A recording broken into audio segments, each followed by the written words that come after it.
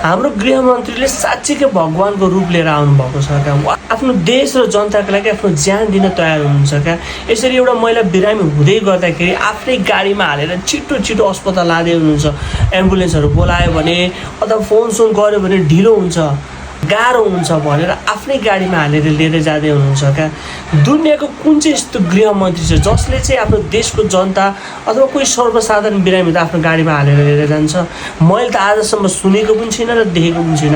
हाम्रै देशको एकमात्र गृहमन्त्री हुनुहुन्छ जसले चाहिँ यो काम गर्नुहुन्छ। यो देखेर चाहिँ गर्व लाग्छ क्या। हाम्रो देशमा पनि यस्तो खालको गृहमन्त्रीहरू आए, यस्तो खालको प्रधानमन्त्रीहरू आयो भने चाहिँ गर्व लाग्छ क्या।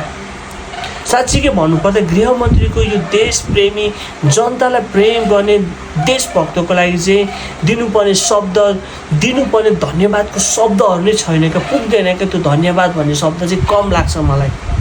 साथीहरू, तपाईँहरूलाई हाम्रो यो गृहमन्त्री सुतन गुरुङको काम के कस्तो लाग्छ आफ्नो विचार कमेन्टमा लेख्नु होला र यस्तै भिडियोको लागि मलाई फलो गर्नु होला। Thank you so much for watching. जय नेपाल।